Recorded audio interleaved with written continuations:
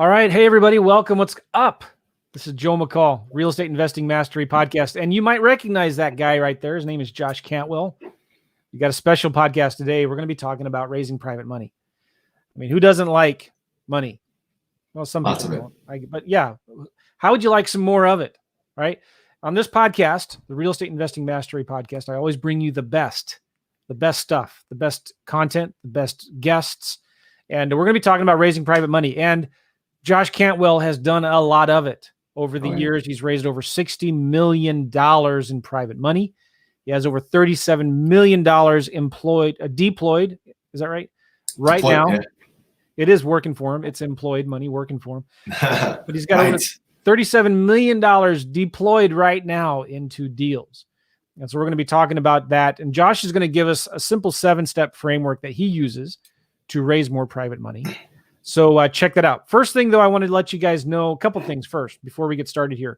Number one, a lot of you all are watching us right now on the YouTubes or the Facebooks. So if you're watching us right now, please say hello. Tell us where you're from. And as we go through this podcast, if you have any questions, type them in the comments in YouTube or Facebook, and I will bring them up. I'll post them here for Josh. We'll ask him whatever questions you want. As long as they're clean and appropriate, I'll hide your bad comments. I promise. No, but Josh can handle it, so it'll be funny. We'll see. If you have something funny you want to say, go ahead and post it in there. And we already got some people. Oh, look at this. Daniel, Joe McCall, and Josh Cantwell, two of the most influential people in the game. Hello, gentlemen. That's all right. Nice. And do you know Paul Evans? I do. Yeah, Cleveland's finest hedge fund manager. What's up, Paul? Good to see you, man. Hey, Josh. Right, nice. Daniel is in Cleveland, Ohio. Very nice. Good. And of course, Paul from Michigan. Yeah, no. Michigan's bad news. We don't want people from up there. Yeah. We'll not talk about college football rivalries either, because I'm sure there is some of that in Ohio and Michigan. But glad you guys are here. So if you're all watching, we got a lot of people on YouTube right now watching us and on Facebook. So just give us a shout out. Hello. The second thing I want to announce that this podcast is brought to you by my CRM called REI Simple. And go check. It's the best CRM on the planet. I've checked. I've looked at all of them. And this is the best one. And so it's pretty cool. It's called REI Simple. Go check that out, reisimple.com. Nice. Paul is saying here, listen, I can't wait for Fat Daddy's meetup again, Josh. I don't want to know what that means. Fat Daddies. He got the name wrong. It's called Fat Heads, but I like Fat Daddies even better.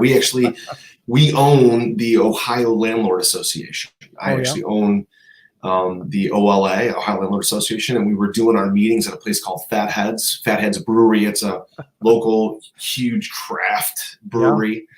Awesome place. But then, COVID shut us down and we couldn't have our meetings anymore. So we missed it. It was a lot of fun. Gave a couple presentations there, and the crowds were getting big, a couple hundred people, and haven't been able to have them for the last couple months. But we talked in that about raising a lot of private money, some stuff we'll talk about today. And then, of course, using that with that organization, that group was using the capital to build a massive portfolios of rentals, single family plus apartments, even self-storage we talked about during the OLA. So Paul was a regular recurring attendee.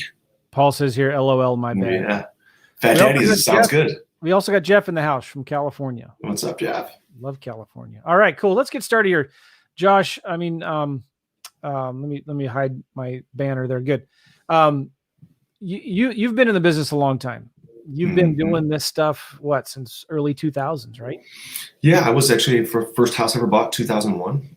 Went full-time in real estate 2004, and focused primarily on wholesaling, short sales, lease options for really the first 7 years, 2004 till about 2011. And that's when I got sick. Yeah, all in Ohio. And then, we quickly got a national reputation, and I was a keynote speaker at the home investors conferences in the middle of the Great Recession, talking about short sales, and held our own events, and then became a national thing. We created a software called RealFlow, and it was all about quick turning, transactional, being a transaction entrepreneur, transaction engineer, until the time I got sick with cancer in 2011. So yeah, I've been at it for a while. It's been a lot of fun. We've had you on the show before, I think 3 times. And we talked a lot about your story with cancer, and it's crazy. Like, I'd encourage guys, go to realestateinvestingmastery.com or go to reimpodcast.com and just do a search. There's a search bar at the top. Do a search for Josh or Josh Cantwell, and look for that podcast we did. It was in 2019, I believe, maybe before, where we talked about his story with cancer. It'll rock your world, man. It's just an amazing story, how you survived that. And the things you learned from it. My goodness. Oh yeah. And I mean, even today, like every day, you realize this pretty quickly, every day is a gift. Literally every day is a gift. And having that kind of perspective allows you to have a lot of positivity on your perspective of the world, especially in today's environment where everything is very blue-red politically, and everything is, everyone thinks they're right, and everyone's kind of fighting for what they think is right, for how the country should reopen. Like, none of that really matters to me. Could give a shit less, frankly. Because, I want to focus on what's important to me right now. And that's the gift that cancer gave me. So. Yeah. Oh man. So it's a cool story. Go check out the previous podcasts we did with Josh. So Josh, you've raised a lot of private money over the years. Kind of what got you started? Why did you start raising private money? I mean, there's a lot of banks out there that lend money. There's a lot of hard money lenders. Why private money? Yeah. I really try to kind of teach people, tell people, look, if you're using bank funding or institutional private money or hard money, you have to do deals on their terms. You have to do deals based on their credit box, deals based on what they want to fund. And private lenders will fund anything and everything. So I actually closed a deal last week. It was just a little duplex. But here's the thing, Joe, I got the purchase money, the rehab money, the closing costs, and 8 months worth of interest all baked into the loan. So when I closed the property, I got a private lender loan for $112,000. That funded everything. I have literally nothing out of pocket for the next 8 months. We're going to quickly stabilize that duplex over the next 45 days, rent it out. We'll make about $500-$600 per month, about $300 per month per door.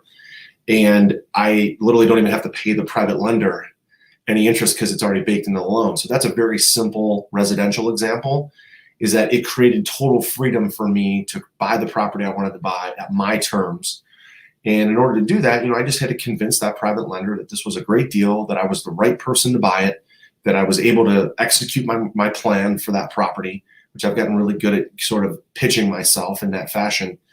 But I didn't pay any points. I don't have to pay any interest for 8 months. And, there's no prepayment penalty. So it's totally flexible funding. So funding equals freedom. Private lenders equal freedom to do deals your way. That's good. You don't have to apply. You're not at some bank manager's whim. Yeah. They're having a good day or a bad day. It's crazy, Joe. I've raised $60 million and I have not had somebody check my credit score in over 10 years. So like that alone, what's your debt to income ratio? What's your debt service coverage ratio?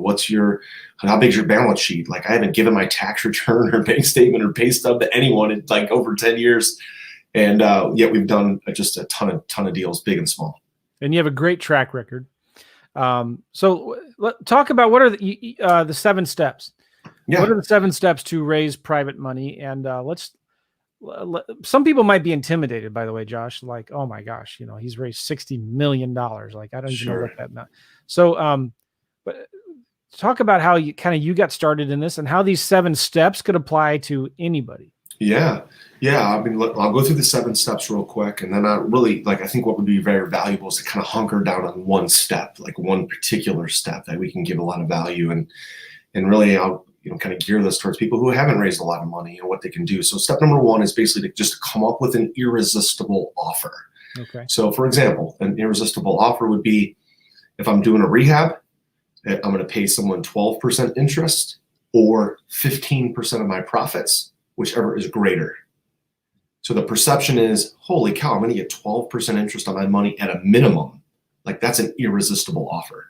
Another one example would be if you're doing an apartment deal, maybe you're going to pay an 8% preferred return or a 10% preferred return, plus give them a piece of equity in your deal, so that when you refinance the building and they're out of the deal, then they still own a little piece of that apartment in perpetuity. That's an irresistible offer. So that's step one.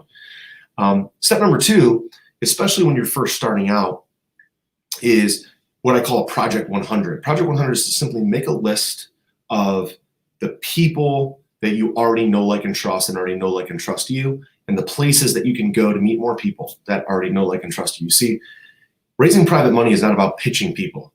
Raising private capital, Joe, is really about showing people, educating people about what you do in a cool way, and they will self-select. They will self-convince that they should do business with you. Okay, so we make a Project 100 of all the people that we know, like, and trust, first name, last name, email, phone, physical address. Step number three is to actually tell everybody what you do in a cool way. So you don't say, when people ask me, what do? I don't say I'm a real estate investor. What I say is I raise private capital for real estate. We buy distressed properties and apartment buildings, and we pay our investors a fixed double-digit return. And so that's so good. Will you say that again? Yeah. People, I don't tell people I'm a real estate investor and I own apartments. I run a private equity fund. I don't tell them that. I say I raise private capital for real estate. And then this is the part where you can kind of insert what you do, right? Yeah. So this can vary depending on what your niche is, but it could be self-storage or apartments or rehabs or rentals. So I raise private capital for real estate. We buy distressed apartment buildings, let's just say apartment buildings in this example, and we pay our investors a fixed double-digit rate of return. What do you do? Right. So exactly. That's and inevitably, almost inevitably, they're going to ask you, well, how does that work? Yeah. Right. And you never give them the actual answer. How does it work? What you say is it works great. So, and again, this is where I don't want to get too far down money trail, but we want to be compliant with the SEC. So that all of this raising capital is governed by the SEC, and we want to make sure that we have a prior existing relationship with investors. There's a 506B and a 506C. And again, I don't want to go down that money trail either, but depending on if you're working with people that you already have relationships with, you can go 506B. If you want to recruit capital from new, which we can talk about that today a lot, like recruiting capital from strangers or from people that you don't know, how do you create a whole new audience of potential private lenders? We can give a lot of value around that today. So, but regardless of whether they already know you, Joe, or don't know you, you're going to have to build a relationship with them anyway to convince them to want to work with you, to invest with you. So really important. Step number 4 is to create a pitch book. Now, in the old days, when I first got started doing this, Joe, creating a pitch book was literally like a 3-ring binder. Today, there's all kinds of cool software, like it's a software we use called Syndication Pro. And this allows you to actually have people kind of opt in for information and go through demo videos of your different offers and what is private lending, what is private investing. And the pitch book is not a book anymore. It's actually like a membership area, membership site, like a back end of a software. And it allows people to look through your offers and look through your track record and your history in a super cool digital technological, like tech way. Yeah. So people they're not having to go through like an old school PowerPoint presentation pitch book. So that's number 4. Number 5 is, this is the kind of part where we can definitely talk about today, is this regular recurring multiple media marketing approach. So 2R, 3M, regular recurring multi-medium marketing approach. Yeah. Step number 6 is just follow a proven sales process. So once people do opt in and want information, we have a specific presentation that we deliver. And finally, step number 7 is follow up, follow up, follow up. And the reason why that one's most important, I'll tell you a quick story, Joe. I have a private investor. I have many. We have hundreds of private investors. But the one that sticks out is a guy I met in 2015. I was introduced to him through a friend of mine. My friend Sean introduced me to Brandon. I met Brandon. We went down golfing at Trump National Golf Course down in Charlotte, North Carolina. Brandon, pretty sophisticated guy, had $1 million house, on the 12th fairway of Trump National, amazing property. And I followed up with Brandon for 3 years before he invested. And now he's invested hundreds and hundreds of thousands of dollars with us. And so follow-up is huge, because a no today is just a no for today. It doesn't mean it's a no forever. Yeah. Yeah, and they're not going to, a lot of times too, these private investors will tell you they just have a little bit to invest when they really have a couple $100,000 to invest or $1 million. they're not going to come out there and tell you, and they're looking to establish a relationship to see if they can trust you, right? No doubt, no doubt. As a matter of fact, I got a guy who just committed to our latest apartment offering. He just exited a business for $20 million windfall, and he's starting with $100,000 with us. So the guy's got way more to go with, but he was referred by a friend. It was a very warm introduction. And it's just what he wants to start with. So I respect that this is where he wants to start, but I also know that if we do a great job, that relationship can go really, really long and really far. Beautiful. All right. So regular recurring multimedia marketing approach. What is that? Can you dive deeper into that? Yeah. So it really starts with, this whole idea of, if I'm going to raise money, am I going to start with people that I already know, like, and trust? And let's assume that you're going to do that, because I'm going to tell everybody, you're never going to be successful raising capital from strangers if you can't convince someone that you already know, right? So it's not about convincing them. It's just about presenting them, okay, if I'm going to buy this rehab for $100,000, I'm going to put $30,000 into it. I'm in for $130,000, and I'm going to be able to sell this thing for $200,000, and I'm able to pay you a 12% interest rate or 15% of my profit. And then at the end of that presentation, instead of saying, I'm going to pay you, I say, I'm going to pay an investor that I work with this 12% interest or 15% of the profit. Do you know anybody who might be interested in working with me on a deal like this? They self-select by saying something like, hey, well, what about me? We already know each other, and this seems like a great deal, and you bought it at a discount, and I can get 12% return. What about me? So that's what we want. Now, when you get beyond that, and you're talking about, now, how do I build a big portfolio of private lenders? How do I build $100 million real estate portfolio, or $300 million, where we're at right now? It becomes, I can't just build that portfolio with private lenders that I already know. I don't know that many people, right? So now it really starts with this regular recurring multimedia marketing approach, and you have to have a way to capture leads. So let's start with that. And that's where we use a software like Syndication Pro, or it could be a simple website where people can opt in for more information. That opt-in squeeze page, or that way they can raise their hand, is hugely important, because all the marketing doesn't freaking matter if you don't have a way, Joe, to point all those people somewhere where they can opt in for more information, and then let the system follow up with them through autoresponders and videos. It's like a mini funnel, if you will. And so you got to have that first. And so if you don't have one, you could build a website yourself. You could hire somebody, or there's multiple different softwares out there that are pre-packaged for just, $100, $200 a month that will allow you to point all your traffic there. Did you create Syndication Pro? I did not. No, I'm just a subscriber to it. I'm not even an affiliate. I don't get paid for mentioning that software or anything like that. But when you get the word syndication, it can be used for a simple rehab or a simple rental.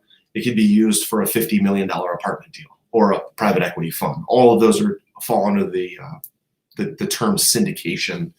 You're basically syndicating. You're putting your offer out to many people, and they're all investing in your deal, or in some sort of pooled investment, if you will. So it starts there. Let's say I've got a program where I can capture leads and I can show people my offers. Now I'm going to back up. And this is where, Joe, you've gotten this right for a long time. Running a podcast, running content, using digital advertising, podcasts, YouTube, blogging, Facebook Lives, Facebook Marketplace, owning Facebook groups, LinkedIn, all personal posts on your personal Facebook page. All these kind of things allow people to build a relationship with you that you don't even know they exist, because they're out there in the ether of the internet, but they know you exist and they're paying attention to your content. As you talk through that content and teach about apartments or lease options or rehabs, then they're going to, through that content, you could put banners in your content, Joe, just like we're doing on your podcast. You could have shout outs, calls to action. Hey, if you want more information, go to this website and opt in for free information, no cost, no obligation, right? So that piece is a big way, because you can syndicate this digital content out to multiple different platforms. You can record it one time, just like we're doing right now. And you can be on YouTube and Facebook, and you can be on Instagram, and you can be on Twitter all at the same time. Yeah. And so But you just have to be, first of all, authentic, but you've got to be different. You can't have the same thing, say the same thing everybody else says. You've got to have a special message or a special offer. That's why step one, the irresistible offer, is so important, because you want to have one thing that you kind of hang your hat on. Okay, whether it's rehabbing, whether it's rentals or apartments, you might do it all, but you don't want to talk about it all. You want to focus on one kind of offer, one core thing that you do, and talk about that over and over and over and over again. And then as people hear from you, then they're going to say, I've got $500,000. I just sold a business, or I've got $100,000. Let me opt in for some of Joe's content or Josh's stuff, and let me see what kind of offers he has. Okay. So instead of you now doing all the follow-up, you doing the follow-up emails and the phone calls, the software system does all that for you. It's beautiful. So there's the digital way. Secondly is what I call the manual or individual way of going to events. When we get out of this coronavirus business, going to seminars, going to meetup groups, speaking at meetup groups. Like I like to go to e-commerce events, Joe, where there's guys that own e-com companies and they sell physical products on like Amazon or their website. And those guys, if they have a successful business, they have a lot of free cash flow.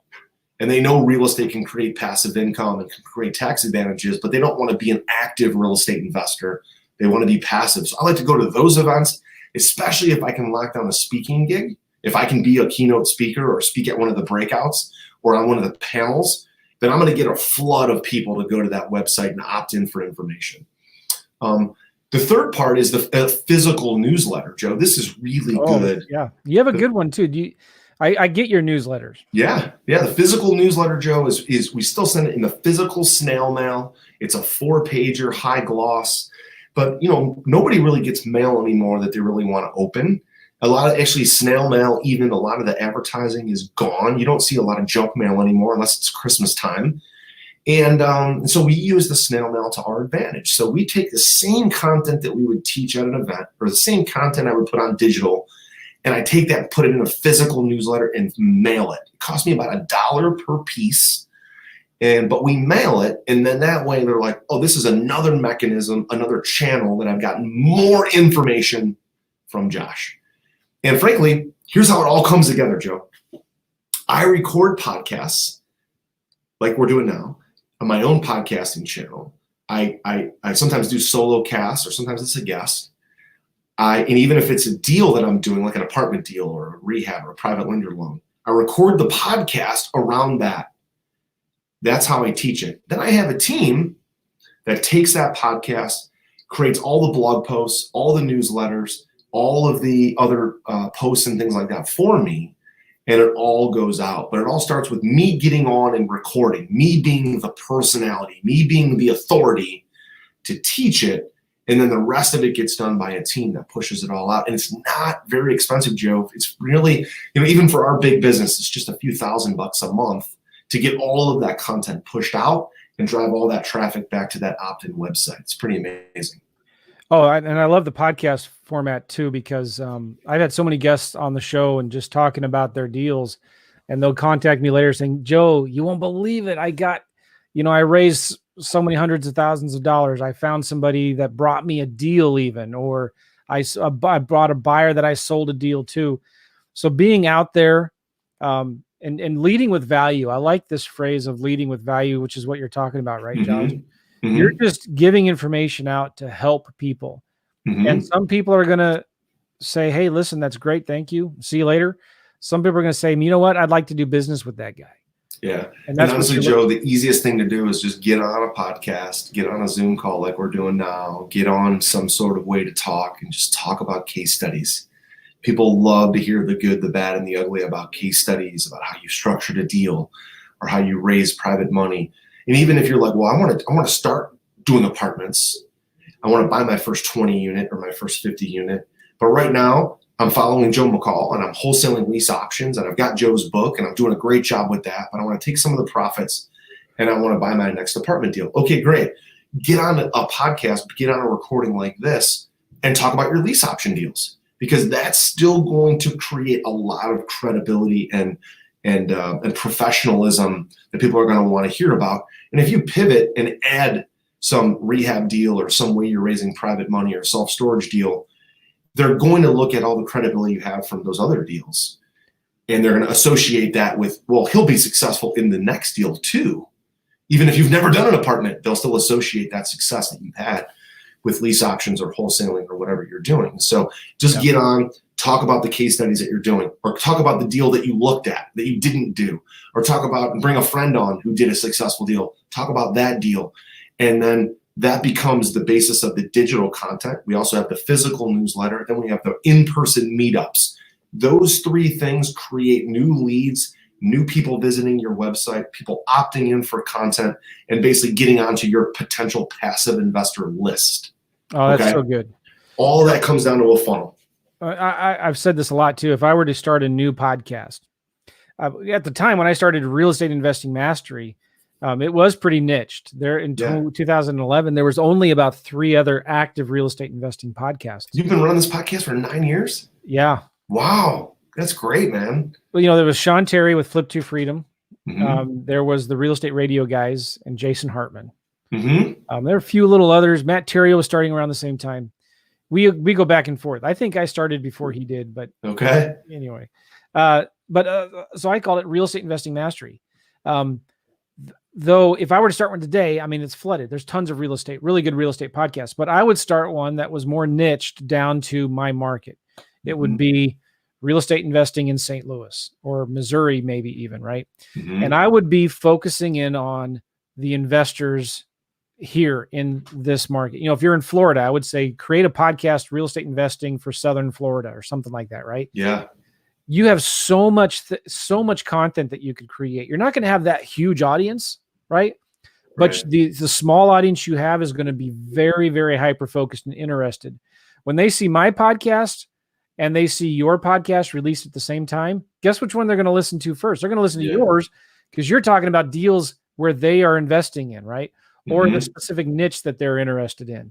So the more niche down you go, the better, right? So I would start interviewing title companies, mortgage lenders, bankers, property managers, contractors in my market. Other right? investors, and then absolutely. I would go do videos and podcasts about certain deals, right? If a wholesaler is advertising a sweet deal right now, I would go look at the property, bring my iPhone with me, and record a video of me walking through this property and talking about the benefits of the repairs, talking about why I would offer a deal, why I would make an offer, why I wouldn't make an offer. But there is so much opportunity out there. And you may think, guys, listening to this, like, oh, I've already missed the podcast boat, or I'm never going to have an audience as big as Josh's. But you know what? You don't need a big audience. That's the whole point of this. You could raise a ton of private money, fund a ton of buyers and even sellers on your deals by just putting yourself out there, being the local expert, right? Being the local expert.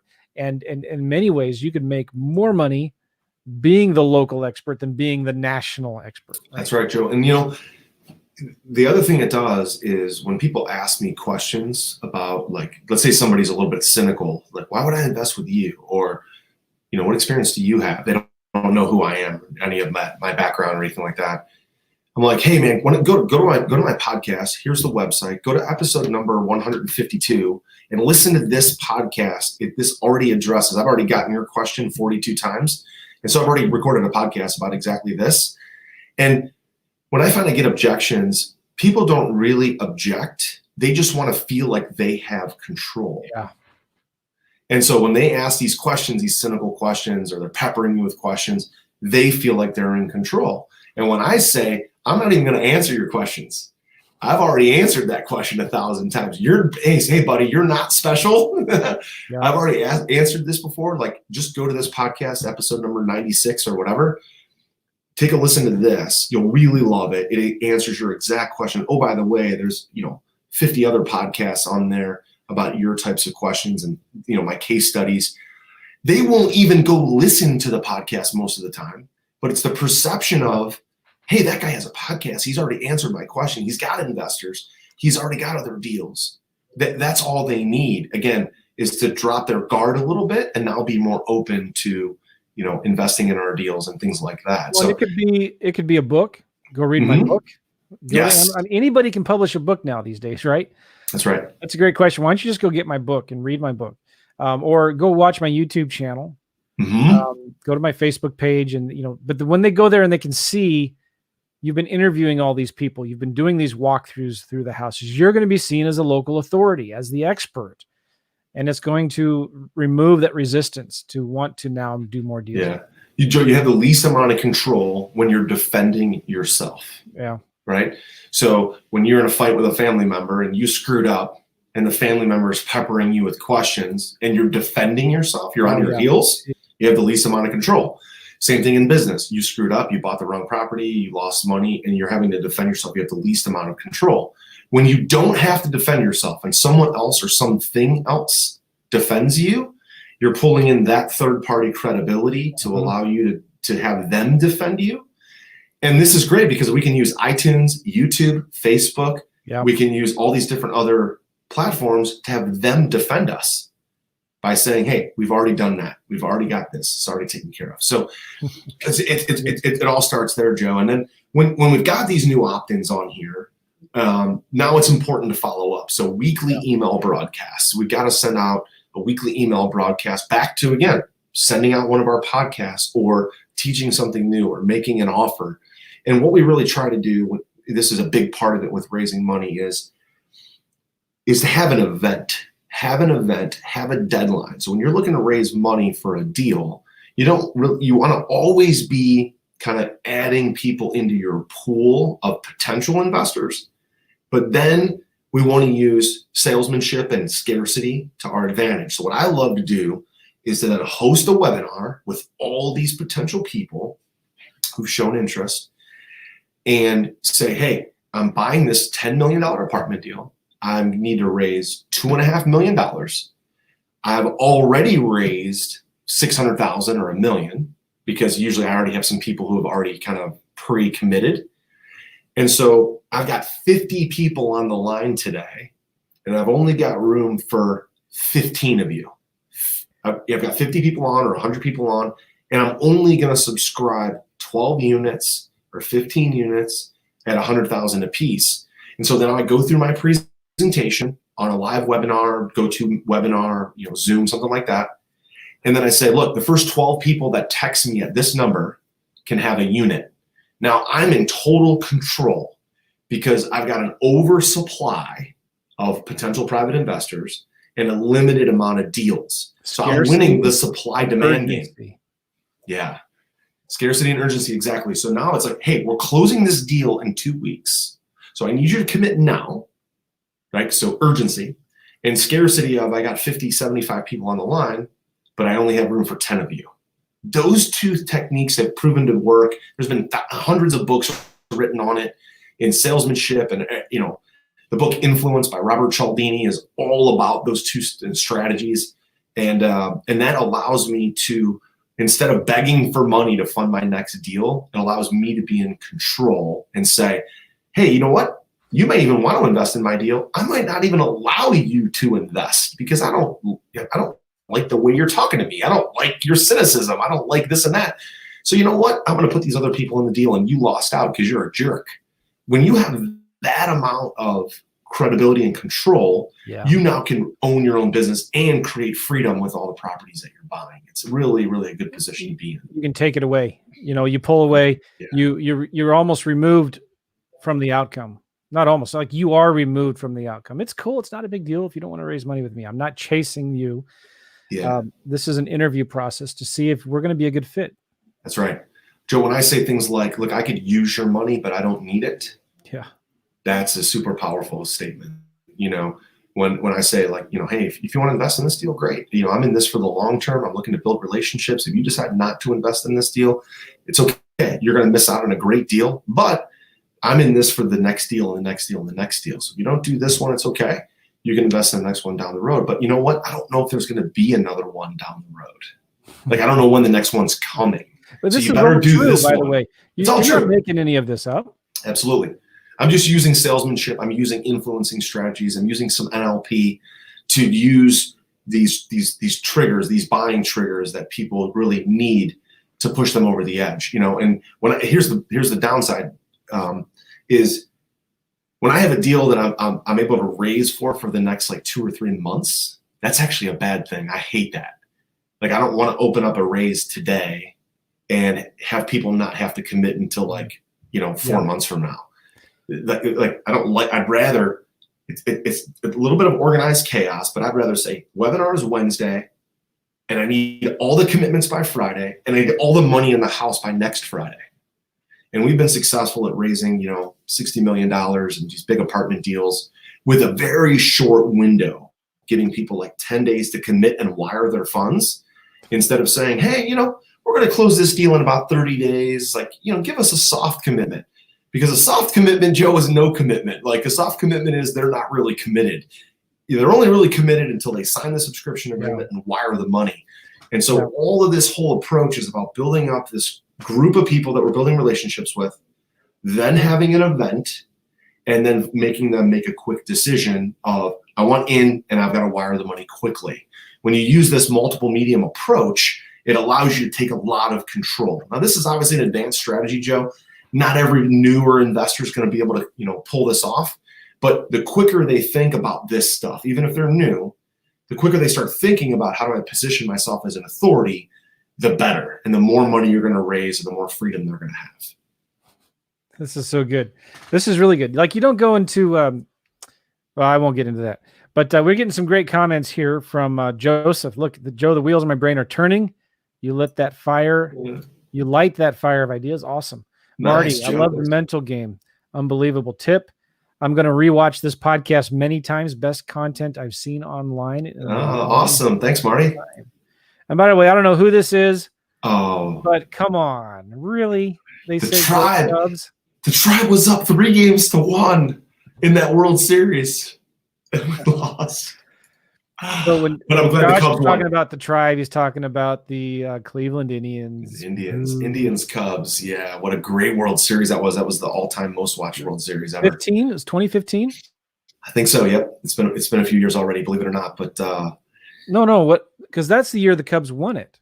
You are right. Okay, it was 2015. Yeah, that was the year they beat the Tribe in the World Series. Oh no, that was Kansas City Royals. Oh yeah, was it Royals? I think it was the year after that, 2016 maybe. Okay. Who cares? Yeah. I don't care. Yeah. Nobody cares. The Royals won one. That's great. By the way, everybody, I if you didn't know, I'm a Cardinals fan. Yeah. And Josh is from Ohio. He's a Cleveland Indians fan and a Browns fan. I'm mostly an Ohio State Buckeyes fan right here. Okay. People around Cleveland, especially if you're still a Browns fan, you're nuts. You've gotten trampled on, stepped on so many years. I gave up on the Browns about 10 or 15 years ago, but I've been a huge Buckeyes fan forever. Oh, that's good. Good for you. Yeah. You have something to root for in Ohio. Not much, but yeah, I'll give you the Buckeyes. That's all right. Hey man, you've shared a lot of real cool stuff, Josh. One of the things we talked about was this thing you've got called Get Flip System. Right. What is that? Yeah, so the Flip System is my latest book. We've written about 8 or 10 different ebooks, and we finally got one into print. It's called the Flip System. It's right here. Yeah, getflipsystem.com. There you go, getflipsystem.com. And actually, everything that I talked about today on the podcast, I've used in my business, and it's in this book. There's cool. 2 whole chapters, 30, 40 pages on exactly those techniques and strategies. Nice. And then today I'm using those strategies to land and close on some really massive apartment deals. We've got 8 or 9 large apartment complexes that we own as a general partner. Again, I'm a partner in those. I don't own them all by myself. I've got some other partners as well, but we've got about $12 million of private money just in apartments, and we own over 2,600 units. But it started with all my residential stuff in this book. And so it's a great place for people to start raising money. And I want to emphasize this too, guys, just because Josh is doing big apartment deals, right? Don't think that this book is not going to help you, because this book that Josh is talking about, and just the things that we talked about on this podcast, even if you're just getting started, even if you're in the residential business and you're just buying single family homes, these are all principles that you need to start thinking of and applying right now in your business today, no matter how small or how big you are. Right. So I'm really highly recommending this book. The Flip System. Go to getflipsystem.com and pick up the book, because Josh is going to teach you how this applies to you in the residential. Yeah, this book actually, Joe, is 100% about residential. Okay, cool. And I wrote it for residential investors. That's where I got my start. That's where I raised a lot of capital, and then I became a private lender. And then just recently, in the last 2 years or so, we really started to pivot some of those dollars into apartments. But it's really built and written for the residential investor to, do big flips and to, buy big rental portfolios and even small apartments and things like that. It's where I got my start. And, Get Flip System is basically my story. I talk about cancer, things I learned along the way there as well. But that's my favorite part of real estate, is raising money. So there's multiple chapters in there. The book was endorsed by Jack Canfield and Kevin Harrington. And, just had a blast writing it, and I hope you guys get a lot out of it. Matter of fact, at getflipsystem.com, they can get a free copy. Just pay the shipping and handling. Oh, it's free. Just pay a little bit of shipping and handling. It's a real book. Go. Yep, you bet. They're going to ship it to their house. Nice. Paul Evans said here, I was on a webinar with Josh and Tim Bratz for a Carolina deal recently, and it was done exactly the way he just said. Yeah. It was a heck of a webinar. Yeah. Cool. Yeah. So you partner with Tim. He's been on the podcast before. Yeah. Tim and I actually live in the same neighborhood. We stumbled into each other a couple of years ago. We had an attorney who had both of us as clients and introduced us, and we got together for breakfast one day. Tim was drunk and hanging out, partying at a Cavs game the night before. He showed up for our meeting late and still a little bit hungover. And we had a great time just talking about the Cavs game and stuff. Back when LeBron was in town. And Tim and I have a great relationship. We've done a lot of big deals together. So, Tim's a good friend. He's a smart investor. You bet. Listen, if you're ever in St. Louis looking at some multifamily deals, let's go to a Cardinals game, play some golf. And I'd love to have you guys out here. I know we've got there's a lot of very successful, wealthy multifamily investors and properties here in the Midwest. Yeah, you bet. It's a great place to invest. That's where we invest, Joe. It's Midwest and Southeast. Yeah. So we've got complexes, apartments in Ohio, but also in Mobile, Alabama, Lawton, Oklahoma, a couple different parts of Georgia. We actually have a new development I'm actually doing with Tim on Hilton Head Island. Some really, really cool stuff. And, Sweet. Like I said, we using the strategies in this book, we just bought two duplexes last week in an opportunity zone in Cleveland. So we're still doing the residential stuff as well as the big commercial things. Nice. And again, as Paul so kindly reminds us all, St. Louis, the home of the Stanley Cup champion. Yeah, come on. I'm a big fan of hockey. I love hockey. All right, and pretty soon we'll be back playing some sports again, which is going to be nice: basketball, baseball, and hockey. Hey, and Josh, it was good to have you on the podcast. You're one of the few guys I've had on as many times as you have been on. So, congratulations. Yeah, appreciate that, Joe. This book looks really good, man. Getflipsystem.com. It's free. Just pay a little bit of shipping and get it out to you. Thanks a lot, Joe. Appreciate you having me on again, man. Really, it's been a great relationship for the past 8 or 10 years. You and I hanging out and sharing ideas and having each other on our podcasts, and it's really been a lot of fun, man. So I appreciate it again. I appreciate it. I just wanted to ask you one more question, because you asked me a good question on your podcast. Where you have a podcast as well. How do people find your podcast? Just on iTunes. It's called Accelerated Investor. They can also go to acceleratedinvestorpodcast.com. Accelerated Investor Podcast. And you release episodes regularly? Yep, twice a week. Nice. Yep, and cool. Joe, you've been on, I think, at least twice. We just recorded another one. So absolutely. Yeah, we'd love to have you on again, down the road, and especially after this virus is gone, kind of see how the market shakes out, and we'll record some more stuff. Good. Thanks again, Josh. It's a good, informative podcast. I mean, you really gave a lot of good stuff there. I'm hoping you guys, if you're jumping in late, you're listening to this later, go back and listen to it from the beginning, because Josh gave some really, really good tips on raising private money. It's all about positioning. Yeah. It's about leading with value. It's about offering to help people by actually helping them, right? And then giving them the permission to say yes or no, to SHIT or get off the pot. Right. And understanding the whole thing of urgency and scarcity, and giving people reason to say yes. And it's okay to say no. Give them permission to say no. But that's one of the best, easiest ways to raise money. And there's a lot of really good gold nuggets that you just laid there. So thank you, Josh. You bet. Anytime, Joe. Thanks for having me. We'll see you all later. Take care, guys. Bye-bye, everybody.